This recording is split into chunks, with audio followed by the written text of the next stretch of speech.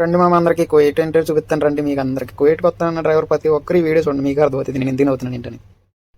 వచ్చింది డ్రైవింగ్ పనిగా ఏం పని చేస్తున్నావు గురు అని అంటారేమో, ఈ వీడియో చూడండి మీకు అర్థమవుతుంది. ఏసీ వాళ్ళు వచ్చారు, బాబా కూడా ఫోన్ చేసి పైకి వెళ్ళమంటే వచ్చానమాట. ఈ అన్నలు అయితే మన ఇండియా వాళ్ళే, తమిళనాడు నుంచి అంట. వాళ్ళు ఈ వీడియోలో ఏం చేస్తున్నారంటే ఏసీ అయితే వర్క్ చేయట్లేదని చెప్తే వాళ్ళు అన్ని చూసారనమాట. వేలని చెక్ చేస్తే దాంట్లో మోటార్ అయితే సరిగ్గా పని చేయట్లేదు అన్నారా. మోటార్ అయితే వేరే తీసుకొచ్చి ఎక్స్చేంజ్ అయితే చేశారనమాట.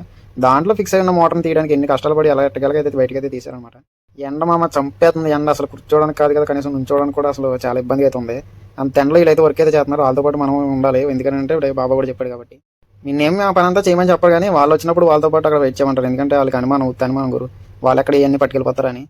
కెమెరాలు ఉంటాయి, అన్నీ ఉంటాయి, ఎవరికి దొంగతనం చేస్తారు వీళ్ళకి. అయినా సరే వీళ్ళకి నమ్మకం ఉండదు. 2 సంవత్సరాలు పనిచేసిన కోయిటల దగ్గర విలువే ఉండదు.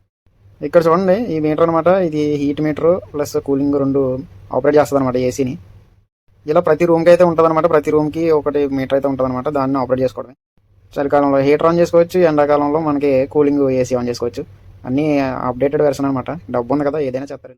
ఎండలో పనిచేసి అన్నలు అయితే వెళ్ళిపోతున్నారు అనమాట. పని అయితే అయిపోయింది. నేనైతే వెళ్తున్నాను గేట్ దగ్గరికి. వాళ్ళు గేట్ దగ్గరికి వెళ్ళేదాకా కూడా వెళ్ళాలి, తప్పదు. గంటకి పని అయితే అయిపోయింది అనమాట.